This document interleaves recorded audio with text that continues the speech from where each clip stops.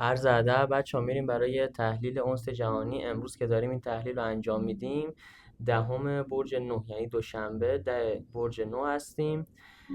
تایم فریم 15 دقیقه هم هستیم روی اونس جهانی. بچه‌ها تحلیلی که ما برای اونس جهانی در این هفته داریم مجدد هنوز روی بای طلای ما.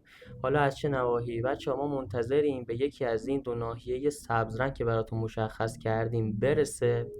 خب و بعد از اینجا ما یه همچین پوزیشنی داشته باشیم که حالا عددهای دقیقش رو ما داخل کانال که لینکش هم در بیو هست براتون گذاشتیم. یا اینکه از این ناحیه بریم به سمت تارگت 4270. خب یا اینکه یه همچین پوزیشنی داشته باشیم از ناحیه اولمون، از اینجا بریم به تارگت 4270. حالا این ناحیه قرمزی که براتون مشخص کردیم چیه؟ امروز اگر به اینجا برسه، دوستانی که سلر هستن و فکر میکنن که طلا ریزشیه، اگر اینجا تریگر ورود دیدن یعنی 4270 الی 80، از اینجا میتونن یه ریزشی رو بگیرن و وارد پوزیشن سل بشن تا این دوتا ناحیه سبز رنگی که ما مشخص کردیم براتون.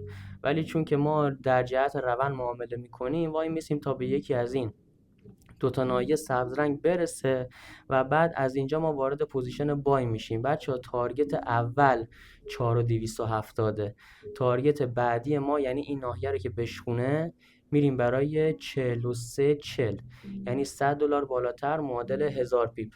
لینک هم مجدد خدمتتون میگم داخل بیو پیج هست. امیدوارم که استفاده بفرمایید. مرسی از همراهیتون. خدا نگهدار.